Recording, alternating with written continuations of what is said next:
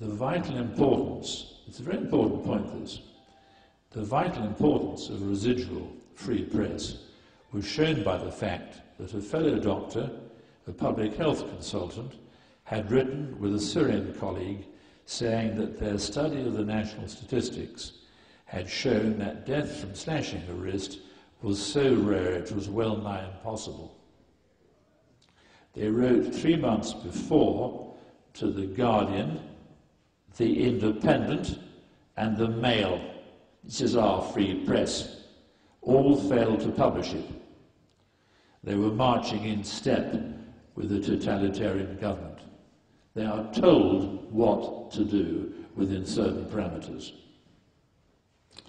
A small group of doctors formed out of that letter who were determined to see Dr. Kelly's death subject to the due process of law.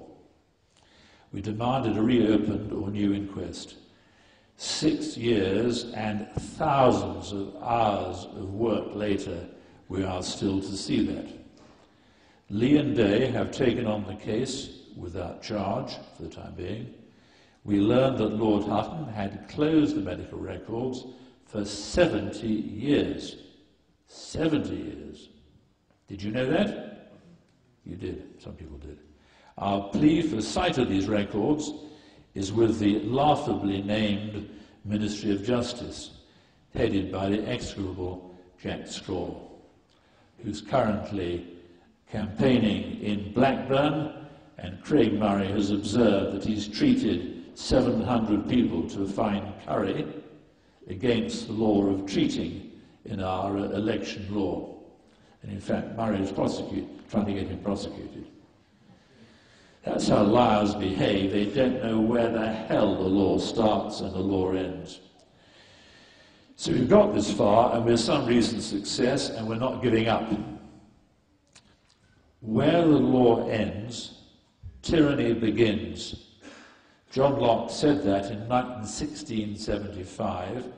He was a leader of the Enlightenment in Britain, and I wish to God he was here now. Last stretch, last straight.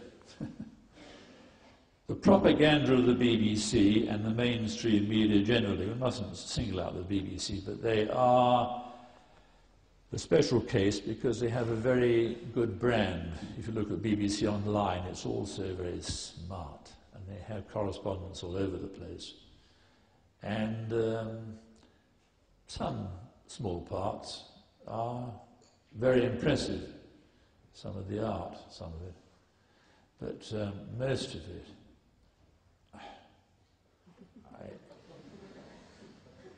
I'm going to spend little time on this because you probably all know.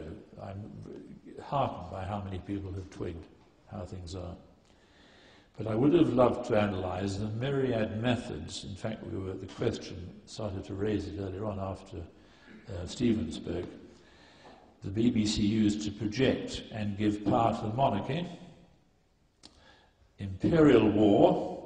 You've seen Wotton Bassett a few times, haven't you? With those hearses moving slowly, and those men who've were outstanding leaders and who've were just doing their job. Shredding and burning, mostly Afghan civilians. God, I don't know where we've got to. And they also, of course, support capital in a big way, and corporations, and celebrity. And they tend to be of one ilk. They recently announced that Prince Philip had twisted his ankle. Remember that? Did you remember that? He twisted his ankle, Prince Philip, this 86-year-old man, whatever he is. But they didn't tell you about a child who lost both legs in Afghanistan, or whatever. They don't tell you. And there's no name for the girl. We did know about Prince Philip. You know that Reith was the founder of what was to become the BBC, and that he was writing propaganda for the government during the general strike. Did you know that? Who knew that? Well, he was. Dave Shaler knows it. He's bound to know it, really. Its colour that's the BBC's colour, mostly of the butcher's apron. What's the butcher's apron? It's the Republican Irish name for the Union flag. And that's what's used a lot to keep the jingoism and the killing going. In fact, the BBC is worse than ever. John Pilger, a brief quote, "Consider how the power of this invisible government has grown. In 1983, means the media, in 1983, the principal global media was owned by 50 corporations, most of them American. In 2002, this had fallen to just 9 corporations. Today," he was writing about 2 years ago actually, "today it is probably about 5. Rupert Murdoch has predicted that there will be just 3 global media giants, and his company will be one of them. Tom Paine, my hero, warned that if the majority of the people were being denied the truth and the ideas of truth, it's important that, the ideas of truth, it was time to storm what he called the Bastille of words. That time is now. The broadcast word and image sucks the truth from all." I was on the bridge of the motor vessel Barbara, which I had chartered in January 2003, because I was revolted by the looming Iraq war, the idea of it, and because I knew that Palestine was the hinge of our humanity. And I was being interviewed by BBC Spotlight, I just forget the fellow's name, before we steamed off to Palestine the next day. I spoke of the malnourished children in Gaza. I spoke strongly against the looming war on Iraq. "Stop the camera." You cannot say that without a balancing comment, David. I said, "We have had balancing comment for months." The camera rolled again. I said the same. "Stop." It had the 3rd time I omitted the coming Holocaust on Iraq, while I was speaking the truth. The BBC won because I had no choice.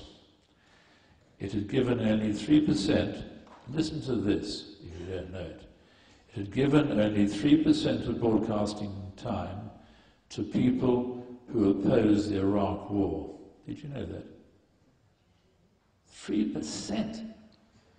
It was analysed by Professor Greg Philo in Glasgow, I think it was him. There are several people studying the media all the time. It was the worst of all major Western media outlets, including the damned Americans. It is an all-powerful and evil organisation. I am pleased that more and more people know that. Conclusion. A civilized, life-enhancing, rather than a life-denying world is on a knife edge. The Luciferans gather at our gates with lucre in their greasy hands and bloodlust and conspiracies beyond imagining in their black brains. No soul, no love, no law, and from the dark side of a dark planet. It comes down to this, the pabulum. I first knew that word when I was studying bacteriology at St Mary's Medical School. Pabulum actually is a Latin name for porridge, and in this instance it's the media, the milia, the medium on which things grow.